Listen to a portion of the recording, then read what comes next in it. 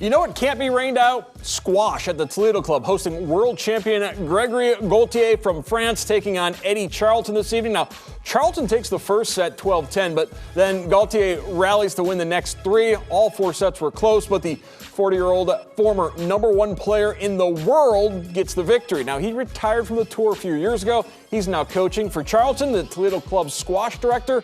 It was a dream come true. I really enjoyed it from start to finish. It's so cool to play one of your idols. I mean, growing up, I watched Greg play. I always wanted to play like him and get on court with him. So to spend some time with him today was just awesome. Even though at times I maybe didn't look like I was enjoying it, I was a little gassed probably for half of that. But yeah, it was a lot of fun and awesome to have him here in Toledo. It was great, to be here, in Toledo. It's my first visit, meeting, with the squash community. Yeah, I was in the first World Championship final in 2006, and I had to play 4 other finals to actually win in 2015. So yeah, it was a kind of a battle, but I kept being disciplined, kept believing in myself. Greg, Frankie, and Tron Torres were on hand for the special occasion.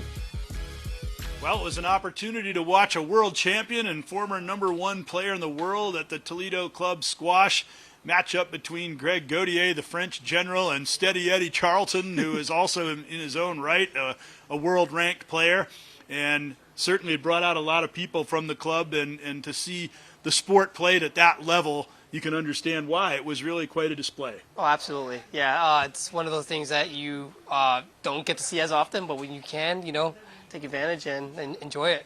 Greg won in 4 sets, but they were 4 very well contested sets. It could have gone either way. It probably helped Eddie that he had to play for a couple hours beforehand with all the club members and maybe even things out a little bit. But certainly, as you can attest, because you were on the court with Greg a little bit, I'm sure that the people learned an awful lot about not only the techniques, but also maybe the mental approach to playing on a high level. Absolutely, yeah, big time. There's all those factors that play into it, and once you kind of get into the rhythm and combine them all together, it starts to become, an easy game to play. Greg Gaultier, former #1 player in the world, and he was #1 here tonight, but it was a great match over Eddie Charlton.